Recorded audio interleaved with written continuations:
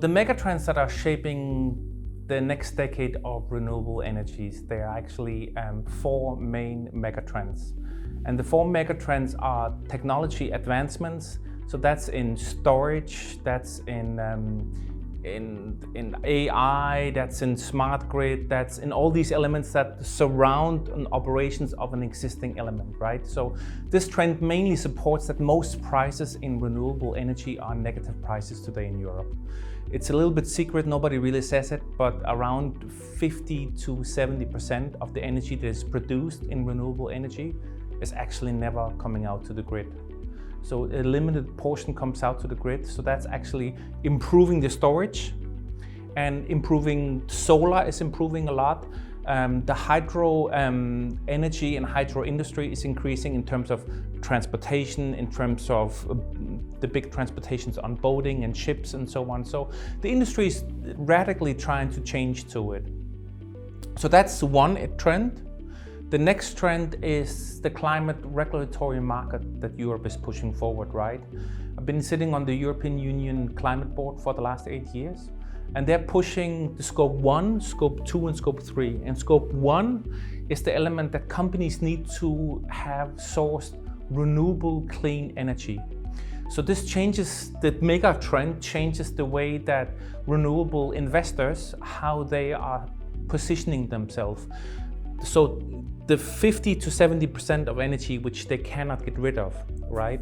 Are they storing it to sell it to companies? Are they building grids towards companies that need to source it, right? Are they competing in the market, or they're getting the market to them? So that changes part of this. That's trend number 2. Trend number 3 is the carbonization of the economics, right? That means the capitalization of financial tooling on how you can leverage that, right? So that means one model that is a huge trend that will move next couple of years is rent to own, right? So hospitals, schooling, local communities who don't have the money to invest in renewable energies, they have the possibilities for rent to own models, right? So investment companies go in, they make an agreement with the local community for the next 15 to 20 years to rent it, and after that the local community owns it. Right? So it's a model for them to shift capital forth and back, right? In the capital shifting, there's a couple of very innovative models in carbon credit models, in asset leverage, in inventory model on how you can shift the model on energy, how you can shift the model on the latter part. And the fourth trend is actually one of the interesting trends, right? So fusion energy and nuclear energy 2.0 is both moving on the list of renewable energy. That means the price, the ability how they can produce is advancing quite a lot. We will see a shift in renewable energy.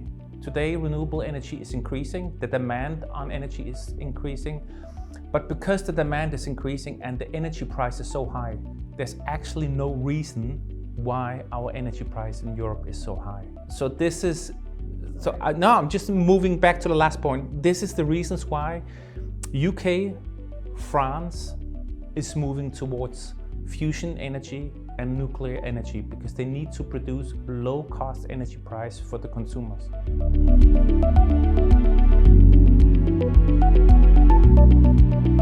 So from an investor perspective, right, either when you already have an investment, you are locked in a system. You're changing that in the paradigms within that system, right? So if you lose 50 to 70% of the energy you produce, that's actually negative income. That means you need to find a new source on how you can get a customer in Scope 1 and Scope 2, right? You need to find a financial tool on how you leverage your existing investments, like a service level agreement towards the banking system and so on. So there's really some smart tooling, right?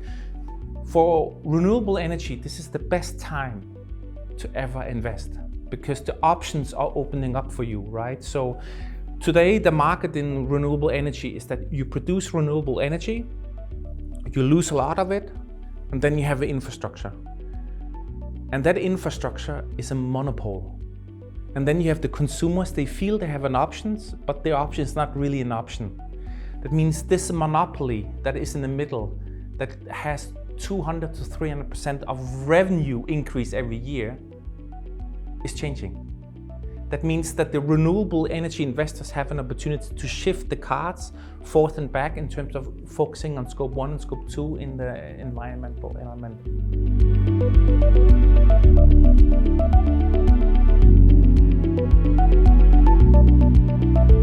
So I want to take you one step back, right? So at the core, I'm the originator of the fourth industrial revolution.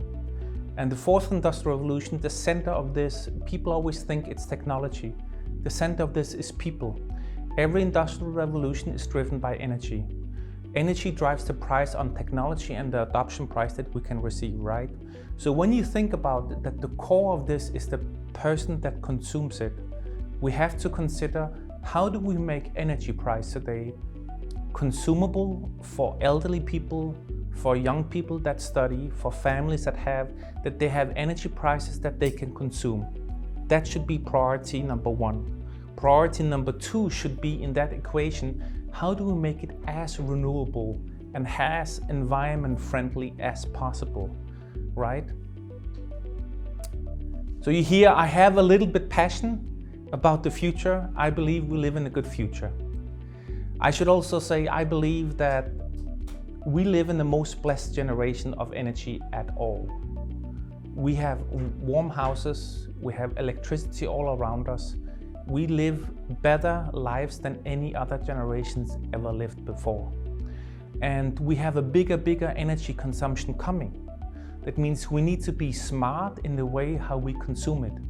Now, my solution is never technology is the solution. My solution is that the centerpiece is people. Why is it people?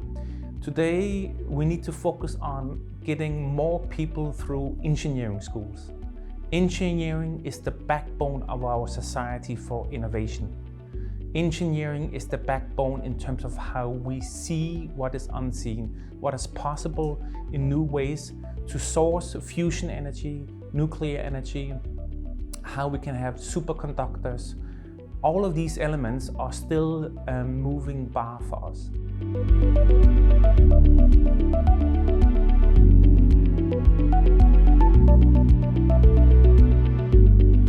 So I think my lessons learned with politicians, if it's always difficult when politics gets involved, because then it becomes messy, right? When companies get involved, companies are capitalists, they're driving revenue, they're driving value, right? So in reality, the capital market first needs to deliver value, have a new source of revenue, have low source of energy before politicians can move in, right? Because yes, I think the future looks better with energy. I think energy will be abundant in the future. Energy will be cheap in the future. So my lessons learned from these Fortune 500 companies is they have the ability to do so if we give them the freedom to do so. Politicians have the ability to regulate and help us to distribute it.